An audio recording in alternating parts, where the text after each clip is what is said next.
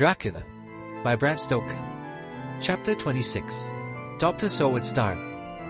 29th October. This is written in the train from Varna to Galatz.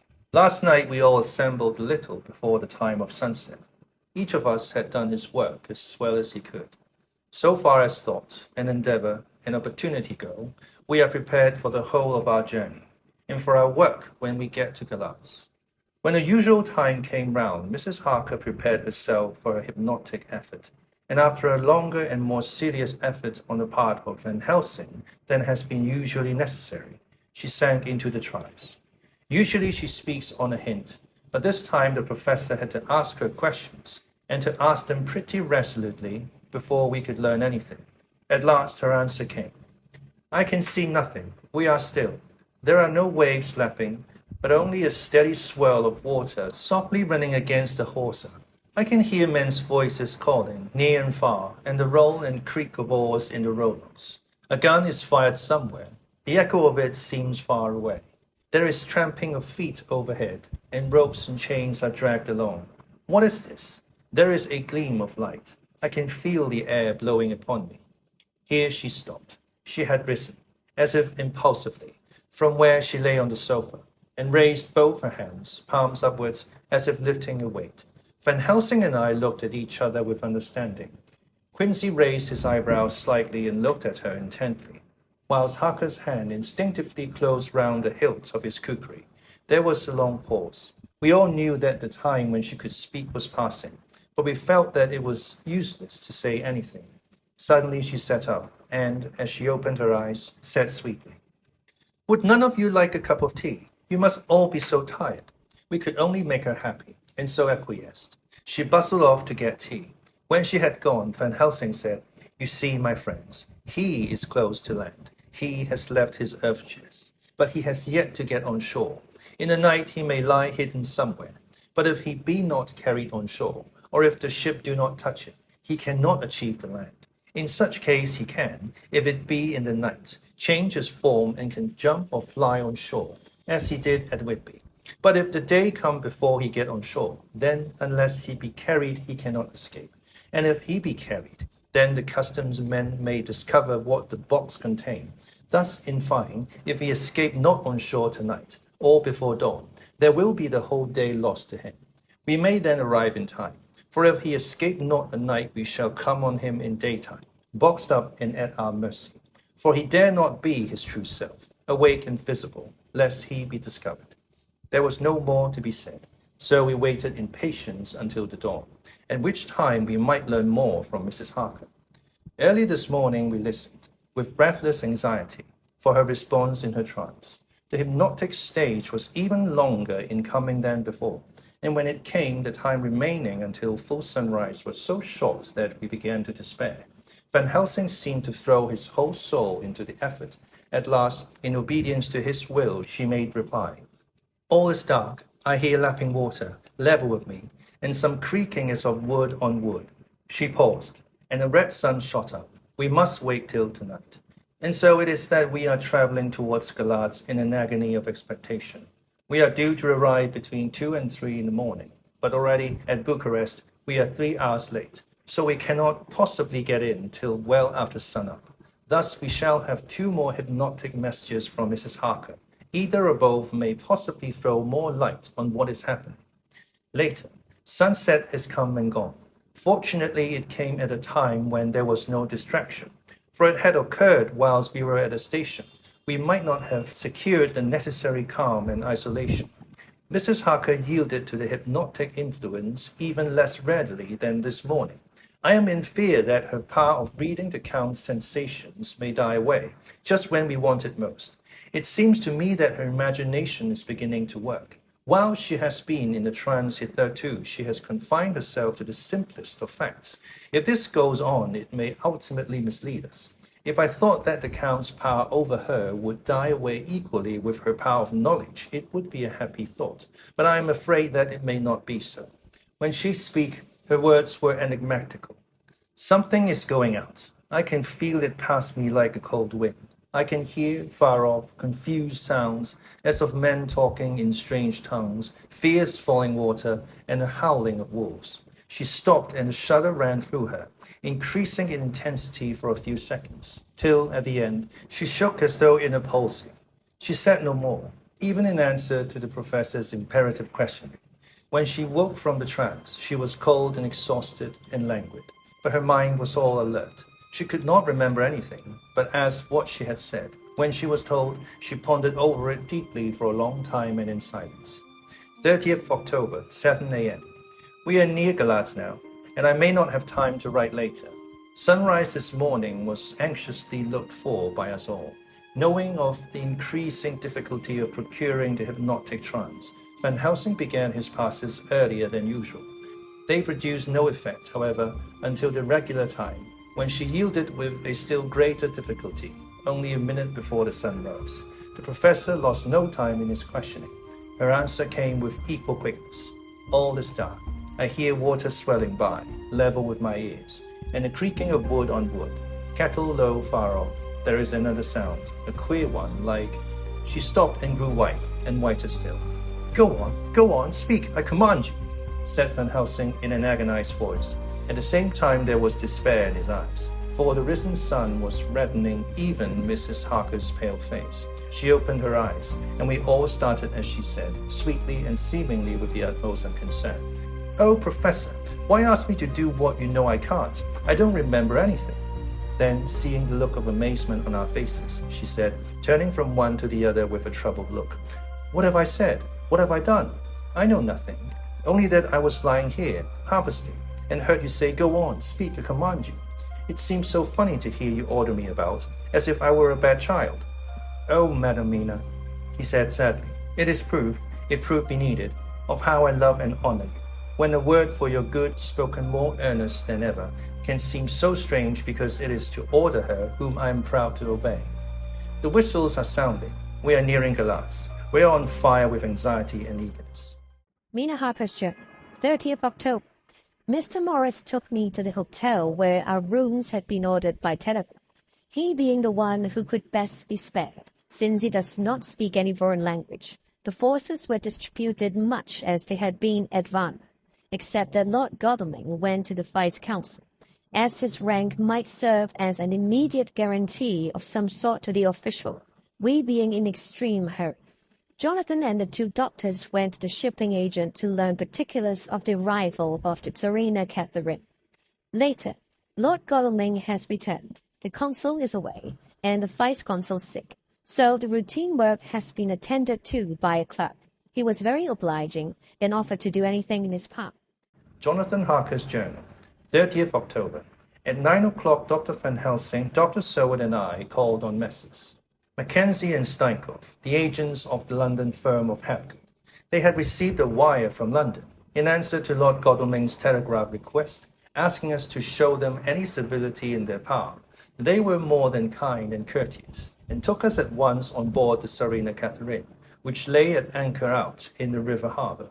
There we saw the captain, Donaldson by name, who told us of his voyage. He said that in all his life he had never had so favourable a run. Man, He said, but it made us afeard, for we expected that we should have to pay for it with some weird piece of luck. So as to keep up the average, it's no kenny to run frae London to the Black Sea where when ahead ye, as though the Dale himself were blowing on your sail for his ain purpose. And at a time we could no speak a thing. Jimmy were nigh a ship or a port, nor a headland. A fork fell on us and travelled with us. Till when, after it had lifted and we looked out, the Dale thing could be seen. We ran by Gibraltar without being able to signal. At Dale we came to the Dardanelles and had to wait to get our permit to pass. We never were within hail of hope.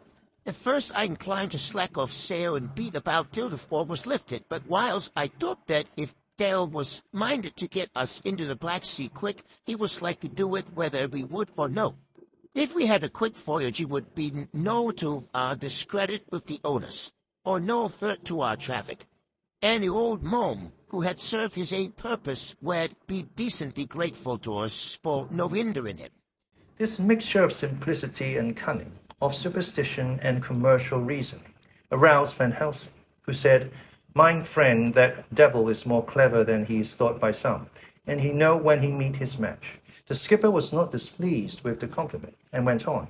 When we got past the Bosphorus, the men began to grumble. Some of them, the Romanians, came to ask me to heave overboard a big box which had been put on board by a queer-looking old man just before we had started for London. I had seen them spear at the fellow and put out their 2 fingers when they saw it, to guard against the evil eye. Man, but the superstition of foreigners is perfectly ridiculous. I sent them about their business pretty quick, but as just after a fog closed in on us, I felt a wee bit as they did and something, though I wouldn't say it was again the big box. Well, on we went, and as the fog thinned it up for 5 days, I just let the wind carry us. For if the devil wanted to get somewheres, well, it would fetch it up a bit. And if he didn't, well, we'd keep a sharp lookout anyhow. Sure enough, we had a fair way to deep water all the time, and 2 days ago, when the morning sun came through the fog, we found ourselves just in the river opposite Galatz. The Romanians were wild, and wanted me right or wrong take out the box and fling it into the river. I had to angry with them, bolt it with the handspike. And when the last rim rose off the deck with he said in his head, I had convinced him that, evil eye or no evil eye, the property and the trust of my owners were better in my hands than in the river Danube. They had, mind ye, taken the box on the deck ready to fling in, and as it was marked Galatz fired Verna, I thought I'd let it die till we discharge in the port and get rid of altogether. We didn't do much clearing that day, and had to remain at anchor, but in the morning, Broaneri, an hour before sunup, a man came aboard with an order, written to him from England, to receive a box marked for one Count Dracula. Sure enough, the matter was one ready to his hand. He had his papers a read, and glad I was be rid of the damn thing, for I was beginning meso to feel uneasy at it. The Dale did have any luggage aboard the ship. I'm thinking it was none either than sent. What was the name of the man who took it? Asked Dr. Van Helsing with restrained eagerness. I'll be telling you quick, He answered, stepping down to his cabin, produced a receipt signed Emanuel Hildesheim. Bergenstrasse 16 was the address. We found out that this was all the captain knew, so with thanks we came away. We found Hildesheim in his office, a Hebrew of rather the Adelphi theatre type, with a nose like a sheep and a fez. His arguments were pointed with specie, we doing the punctuation, and with a little bargaining he told us what he knew. This turned out to be simple but important. He had received a letter from Mr. de Ville of London, telling him to receive, if possible before sunrise so as to avoid customs, a box which would arrive at Galatz in the Tsarina Catherine. This he was to give in charge to a certain Petrov Skinsky, who dealt with the Slovaks, who traded down the river to the port. He had been paid for his work by an English banknote, which had been duly cashed for gold at the Danube International Bank. When Skinsky had come to him, he had taken him to the ship and handed over the box, so as to save porterage. That was all he knew. We then sought for Skinsky, but were unable to find him. One of his neighbors, who did not seem to bear him any affection, said that he had gone away 2 days before. No one knew whither. This was corroborated by his landlord, who had received by messenger the key of the house together with the rent due, in English money. This had been between 10 and 11 o'clock last night. We were at a standstill again. Whilst we were talking, one came running and breathlessly gasped out that the body of Skinsky had been found inside the wall of the churchyard of St. Peter, and that the throat had been torn open as if by some wild animal. Those we had been speaking with ran off to see the horror, the women crying out, "This is the work of a Slovak." We hurried away lest we should have been in some way drawn into the affair, and so detained. As we came home, we could arrive at no definite conclusion. We were all convinced that the box was on its way, by water, to somewhere. But where that might be, we would have to discover. With heavy hearts, we came home to the hotel to Mina. When we met together, the first thing was to consult as to taking Mina again into our confidence. Things are getting desperate, and it is at least a chance, though a hazardous one. As a preliminary step, I was released from my promise to her. Mina Harker's journal. 30th October evening. They were so tired and worn out and dispirited that there was nothing to be done till they had some rest. So I asked them all to lie down for half an hour whilst I should enter everything up to the moment. I feel so grateful to the man who invented the traveler's typewriter, and to Mr. Morris for getting this one for me. I should have felt quite astray doing the work if I had to write with a pen. It is all done. Poor dear, dear Jonathan. What he must have suffered. What must he be suffering now? He lies on the sofa, hardly seeming to breathe, and his whole body appears in collapse. His brows are knit. His face is drawn with pain. Poor fellow. Maybe he is thinking, and I can see his face all wrinkled up with the concentration of his thoughts. Oh, if I could only help at all, I should do what I can. I have asked Dr. Van Helsing, and he has got me all the papers that I have not yet seen. Whilst they are resting, I shall go over all carefully, and perhaps I may arrive at some conclusion. I shall try to follow the professor's example, and think without prejudice on the facts before me. I do believe that under God's providence I have made a discovery. I shall get the maps and look over them. I am more than ever sure that I am right. My new conclusion is ready, so I shall get our party together and read it. They can judge it. It is well to be accurate, and every minute is precious. Mina Harker's memorandum, entered in her journal. Ground of inquiry. Count Dracula's problem is to get back to his own place. A. He must be brought back by someone. This is evident, for had he power to move himself as he wished, he could go either as man or wolf or bats or in some other way. He evidently fears discovery or interference, in a state of helplessness in which he must be, confined as he is between dawn and sunset in his wooden box. B. How is he to be taken? Here a process of exclusions may help us. By road, by rail, by water? 1. By road. There are endless difficulties, especially in leaving the city. X. There are people, and people are curious and investigate. A hint, a surmise, a doubt as to what might be in the box would destroy him. Y. There are, or there may be, customs and octroi officers to pass. Z. His pursuers might follow. This is his highest fear, and in order to prevent his being betrayed, he has repelled, so far as he can, even his victim, me. Number 2. By rail. There is no one in charge of the box. It would have to take its chance of being delayed, and delay would be fatal, with enemies on the track. True, he might escape at night, but what would he be if left in a strange place with no refuge that he could find? This is not what he intends, and he does not mean to risk it. 3. By water. Here is the safest way, in one respect, but with most danger in another. On the water he is powerless except at night. Even then he can only summon fog and storm and snow and his wolves. But were he wrecked, the living water would engulf him, helpless, and he would indeed be lost. He could have the vessel drive to land, but if it were unfriendly land, wherein he was not free to move, his position would still be desperate. We know from the record that he was on the water, so what we have to do is to ascertain what water. The first thing is to realize exactly what he has done as yet. We may then get a light on what his later task is to be. Firstly, we must differentiate between what he did in London as part of his general plan of action, when he was pressed for moments and had to arrange as best he could. Secondly, we must see, as well as we can surmise it from the facts we know of, what he has done here. As to the first, he evidently intended to arrive at Galatz, and sent envoys to Varna to deceive us lest he should ascertain his means of exit from London. His immediate and sole purpose then was to escape. The proof of this is the letter of instructions sent to Emanuel Hildesheim to clear and take away the box before sunrise. There is also the instruction to Petrov Skinsky. There we must only guess at, but there must have been some letter or message, since Skinsky came to Hildesheim. That so far his plans were successful we know.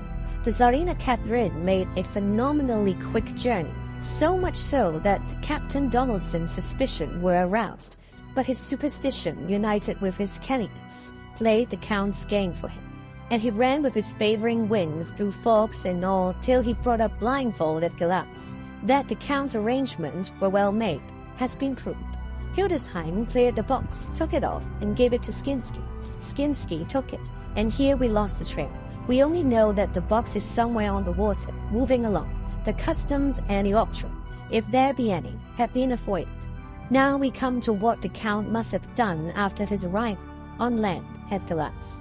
The box was given to Skinsky before sunrise. At sunrise the Count could appear in his own form. Here, we ask why Skinsky was chosen at all to aid in the work. In my husband's diary, Skinsky is mentioned as dealing with the Slovaks who trade down the river to the port, and the man's remark that the murder was the work of a Slovak showed general feeling against his class. The Count wanted isolation. My surmise is this, that in London the Count decided to get back to his castle by water as the most safe and secret way. He was brought from the castle by Skenny, and probably they delivered their cargo to Slovaks who took the boxes to Varna, for there they were shipped for London. Thus the Count had knowledge of the persons who could arrange his service. When the box was on land, before sunrise or after sunset, he came up from his box, met Skinsky and instructed him what to do as to arrange the carriage of the box up some river. When this was done, and he knew that all was in train, he blotted out his traces, as he thought, by murdering his agent. I have examined the map and find out that the river most suitable for the Slovaks to have ascended is either the Pruth or the Seraph. I read in the typescript that in my trance I heard cows low and water swelling level with my ears and the creaking of wood.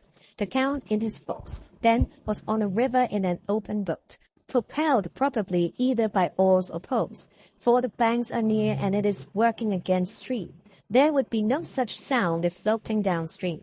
Of course, it may not be either the Seraph or the Pruth, but we may possibly investigate further. Now of these two, the Pruth is the more easily navigated, but the Seraph is, at Fund, joined by the Bystritza, which runs up round the Borgo Pass. The loop it makes is manifestly as close to Dracula's castle as can be got by water. Mina Harker's journal continued. When I had done reading, Jonathan took me in his arms and kissed me. The others kept shaking me by both hands, and Dr. Van Helsing said, "Our dear Madam Mina is once more our teacher. Her eyes have been where we were blinded. Now we are on track once again, and this time we may succeed. Our enemy is at his most helpless, and if we can come on him by day on the water, our task will be over. He has to start, but he is powerless to hasten, as he may not leave his box lest those who carry him may suspect. For then to suspect would be to prompt them to throw him in the stream where he perish. This he knows, and will not now mend to our council of war. For here and now we must plan what each and all shall do." "I shall get a steam launch and follow him," said Lord Godalming. "And I, horses to follow on the bank lest by chance he land," said Mr. Morris. "Good," said the professor. "Both good. But neither must go alone. There must be force to overcome force if need be. The Slovak is strong and rough, and he carries rude arms." All the men smiled, for amongst them they carried a small arsenal. Said Mr. Morris, "I have brought some Winchesters. They are pretty handy in the crowd, and there may be wolves." The Count, it remember, took some other precautions. He made some requisitions on others that Mrs. Harker could not quite hear or understand. We must be ready at all points. Dr. Seward said, "I think I had better go with Quincy. We have been accustomed to hunt together, and we two, well armed, will be a match for whatever may come along. You must not be alone, Art. It may be necessary to fight the Slovaks, and a chance thrust, for I don't suppose these fellows carry guns, would undo all our plans. There must be no chances this time. We shall not rest until the Count's head and body have been separated, and we are sure that he cannot reincarnate." He looked at Jonathan as he spoke, and Jonathan looked at me. I could see that the poor dear was torn about in his mind. Of course he wanted to be with me, but then the boat surface would, most likely, be the one which would destroy the vampire. He was silent a while, and during his silence Dr. Van Helsing spoke. "Friend Jonathan, this is to you for twice reasons. First, because you are young and brave and can fight, and all energies may be needed at the last, and again that it is your right to destroy him, that which has wrought such woe to you and yours. Be not afraid for Madam Mina. She will be my care, if I may. I am old, my legs are not so quick to run as once, and I am not used to ride so long or to pursue as need be, or to fight with lethal weapons, but I can be of other service. I can fight in other way, and I can die, if need be, as well as younger men.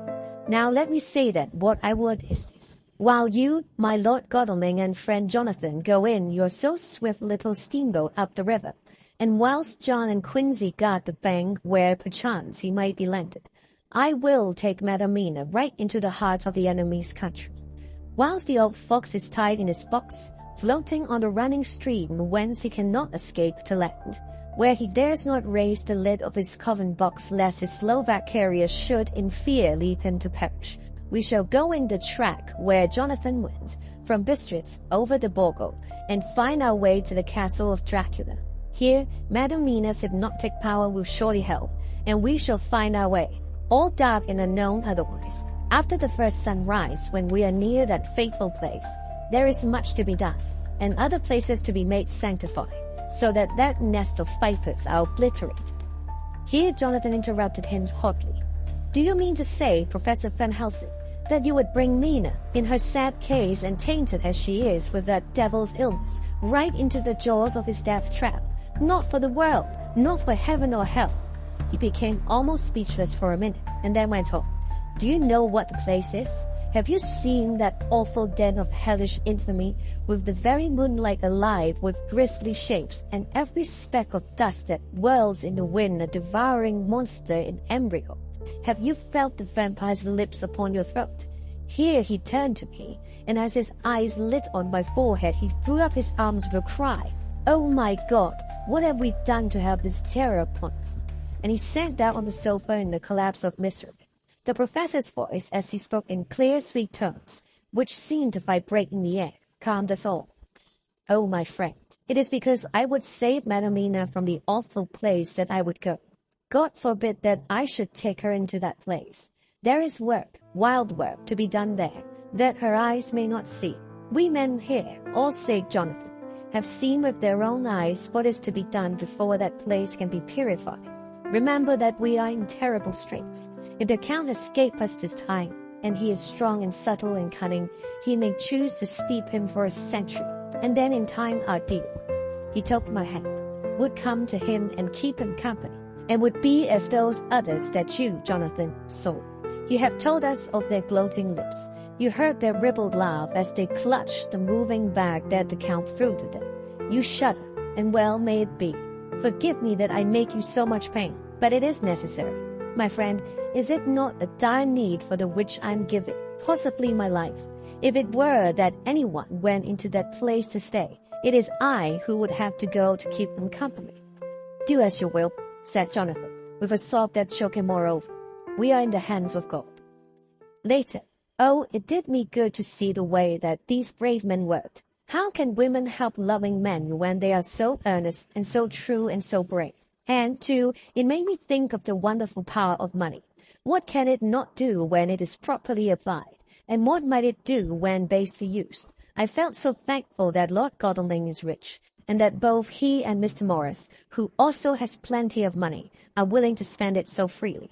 For if they did not, our little expedition could not start, either so promptly or so well equipped, as it will within another hour. It is not 3 hours since it was arranged what part each of us was to do. And now Lord Godalming and Jonathan have a lovely steam launch, with steam up ready to start at a moment's notice. Dr. Seward and Mr. Morris have half a dozen good horses, well appointed. We have all the maps and appliances of various kinds that can be had. Professor Van Helsing and I are to leave by the 11:40 train tonight for Vresti, where we are to get a carriage to drive to the Borgo Pass. We are bringing a good deal of ready money, as we are to buy a carriage and horses. We shall drive ourselves, for we have no one whom we can trust in the matter. The professor knows something of a great many languages, so we shall get on all right. We have all got arms, even for me a large-bore revolver. Jonathan would not be happy unless I was armed like the rest. Alas, I cannot carry one arm that the rest do. The scar on my forehead forbids it. Dear Dr. Van Helsing comforts me by telling me that I am fully armed as there may be wolves. The weather is getting colder every hour, and there are snow flurries which come and go as warnings. Later, it took all my courage to say goodbye to my darling. We may never meet again. Courage, Mina. The professor is looking at you keenly. His look is a warning. There must be no tears now, unless it may be that God will let them fall in gladness. Jonathan Harker's Journal, October 30th, night. I'm writing this in the light from the Fernand's door of the steam launch. Lord Godalming is firing up. He is an experienced hand at the work, as he has had for years a launch of his own on the Thames, and another on the Norfolk Broads. Regarding our plans, we finally decided that Mina's guess was correct, and that if any waterway was chosen for the Count's escape back to his castle, the Seraph and then the Bistritza at its junction would be the one. We took it, that somewhere about the 47th degree, north latitude, would be the place chosen for the crossing the country between the river and the Carpathians. We have no fear in running at good speed up the river at night. There is plenty of water, and the banks are wide enough apart to make steaming, even in the dark, easy enough. Lord Godalming tells me to sleep for a while, as it is enough for the present for one to be on watch. But I cannot sleep. How can I, with the terrible danger hanging over my darling, and her going out into that awful place? My only comfort is that we are in the hands of God. Only for that faith it would be easier to die than to live, and so be quit of all the trouble. Mr. Morris and Dr. Seward were off on their long ride before we started. They are to keep up the right bank, far enough off to get on higher lands where they can see a good stretch of river and avoid the following of its curves. They have, for the first stages, 2 men to ride and lead their spare horses, fall in all, so as not to excite curiosity. When they dismiss the men, which shall be shortly, they shall themselves look after the horses. It may be necessary for us to join forces. If so, they can mount our whole party. One of the saddles has a movable horn, and can be easily adapted for Mina, if required. It is a wild adventure we are on, here as we are rushing along through the darkness, with the cold from the river seeming to rise up and strike us, with all the mysterious voices of the night around us. It all comes home. We seem to be drifting into unknown places in unknown ways, into a whole world of dark and dreadful things, Godalming and shutting the Fernand's door. 31st October. Still hurrying along. The day has come, and Godalming is sleeping. I am on watch. The morning is bitterly cold. The Fernand's heat is grateful, though we have heavy fur coats. As yet, we have passed only a few open boats, but none of them had on board any box or package or anything like the size of the one we seek. The men were scared every time we turned our electric lamp on them, and fell on their knees and prayed. 1st November evening. No news all day. We have found nothing of the kind we seek. We have now passed into the Bistritza, and if we are wrong in our surmise, our chance is gone. We have overhauled every boat, big and little. Early this morning, one crew took us for a government boat, and treated us accordingly. We saw in this a way of smoothing matters. So at Fundu, where the Bistritza runs into the Seraph, we got a Romanian flag, which we now fly conspicuously. With every boat which we have overhauled since then, this trick has succeeded. We have had every deference shown to us, and not once any objection to whatever we chose to ask or do. Some of the Slovaks tell us that a big boat passed them, going at more than usual speed, as she had a double crew on board. This was before they came to Fundu, so they could not tell us whether the boat turned into the Bistritza or continued up on the Seraph. At Fundu, we could not hear of any such boat, so she must have passed there in the night. I am feeling very sleepy. The cold is perhaps beginning to tell upon me, and nature must have rest some time. Godalming insists that he shall keep the first watch. God bless him for all his goodness to poor dear Mina and me. 2nd November morning. It is broad daylight. That good fellow would not wake me. He says it would have been a sin too, for I slept peacefully and was forgetting my trouble. It seems brutally selfish to me to have slept so long, and let him watch all night. But he was quite right. I am a new man this morning, and as I sit here and watch him sleeping, I can do all that is necessary both as to minding the engine, steering, and keeping watch. I can feel that my strength and energy are coming back to me. I wonder where Mina is now, and Van Helsing. They should have got to Foresti about noon on Wednesday. It would take them some time to get the carriage and horses. So if they had started and travelled hard, they would be about now at the Borgo Pass. God guide and help them. I am afraid to think of what may happen if we could only go faster, but we cannot. The engines are throbbing and doing their utmost. I wonder how Dr. Seward and Mr. Morris are getting on.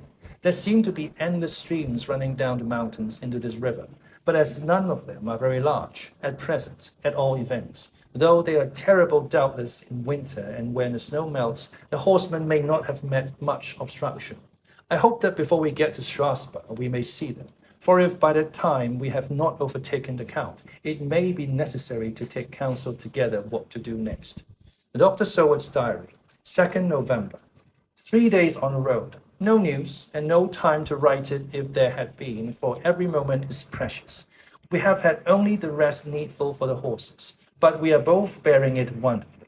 Those adventurous days of ours are turning up useful. We must push on. We shall never feel happy till we get the launch in sight again. 3rd November. We heard at Fundu that the launch had gone up the Bistritza. I wish it wasn't so cold. There are signs of snow coming, and if it falls heavy, it will stop us. In such case, we must get a sledge and go on, Russian fashion. 4th November.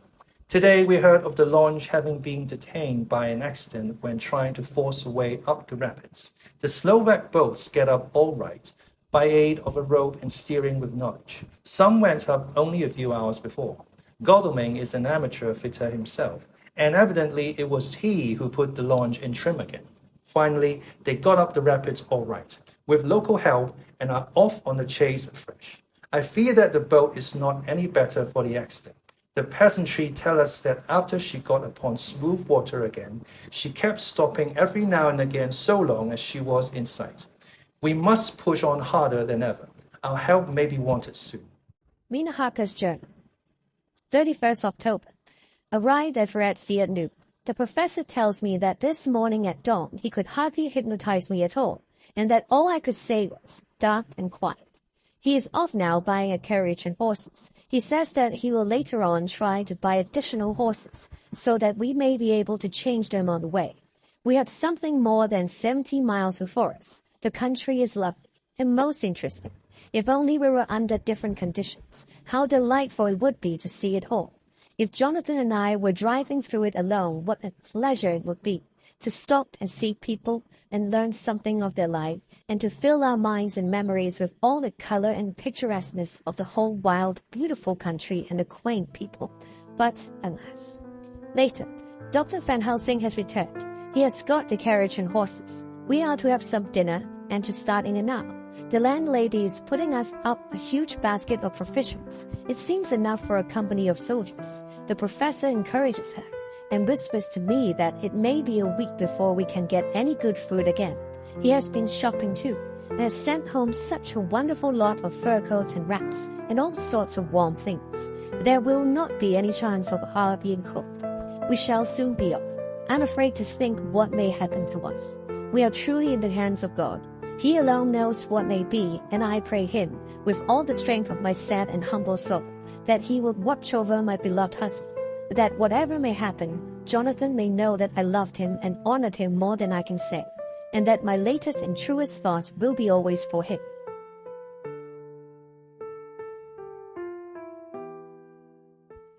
Palsy. Now, paralysis, especially that which is accompanied by involuntary tremors. Fez. Now, a flat-topped conical red hats with a black tassel on top, worn by men in some Muslim countries. Octroi. Now, a duty levied in some countries on various goods entering a town or city.